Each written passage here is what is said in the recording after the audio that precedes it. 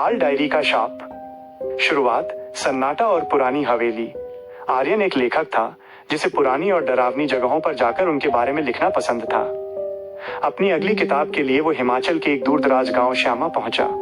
वहां पहाड़ियों के बीच एक पुरानी हवेली थी जिसके बारे में गांव वाले कहते थे कि जो वहां रात बिताता है वो कभी अपनी सुध बुध में वापस नहीं आता। आर्यन ने गांव के मुखिया की चेतावनी को हंसी में उड़ा दिया और अपनी टॉर्च और कैमरा लेकर हवेली की ओर चल पड़ा। हवेली का दरवाजा खोलते ही एक चीखने जैसी आवाज आई। अंदर हर तरफ धूल और मकड़ी के जाले थे।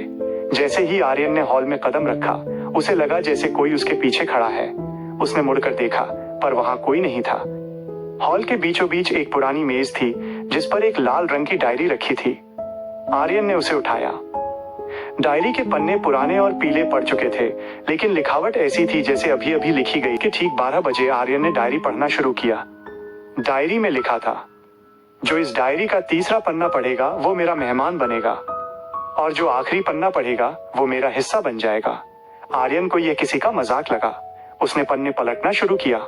जैसे जैसे वो पढ़ रहा था उसे हवेली के ऊपरी हिस्से से पायल की आवाज सुनाई देने लगी। छम छम छम। उसने टॉर्च जलाई और सीढ़ियों की ओर बढ़ा। अचानक उसे महसूस हुआ कि हवा बर्फीली ठंडी हो गई है। उसकी अपनी सांसों की आवाज भी उसे भारी लगने लगी। वो परछाई। ऊपर के कमरे का दरवाजा अपने आप खुल गया। आर्यन ने देखा कि कमरे के कोने में एक औरत बैठी है जिसकी पीठ उसकी तरफ थी। वो गुनगुना रही थी वही धुन जो डायरी में लिखी एक कविता की थी। आर्यन ने कांपती आवाज में पूछा, कौन हो तुम? वह औरत धीरे से मुड़ी। उसका चेहरा नहीं था, बस मांस का एक लोथड़ा था और उसकी आंखों की जगह गहरी काली खाइयां थीं। आर्यन की चीख निकल गई। वो पीछे भागा, लेकिन कमरा गायब हो चुका था। वो अब एक अंतहीन गलियारे में था। भागते भागते आर्यन फिर उसी मेज के पास पहुंच गया जहां लाल डायरी रखी थी। उसे समझ आया कि डायरी कोई किताब नहीं बल्कि एक जाल थी। उसने देखा कि डायरी में अब नए पन्ने जुड़ रहे थे। उन पन्नों पर आर्यन की खुद की हरकतों का वर्णन लिखा जा रहा था। कैसे वो डरा, कैसे वो भागा। डायरी का आखिरी पन्ना अपने आप पलटा।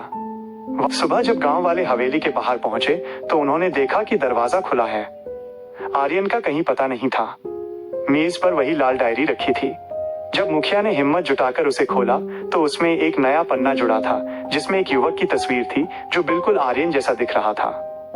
उसकी आंखों में वही खौफ था जो उसने मरने से पहले महसूस किया होगा। आज भी वो हवेली वही है और वो लाल डायरी भी। लोग कहते हैं कि आज भी रातों को हवेली से किसी के टाइप करने की आवाज आती है, जैसे कोई अपनी ही मौत की कहानी लिख रहा हो। क्या आप चाहेंगे कि मैं इस कहानी को और अधिक डरावने मोड़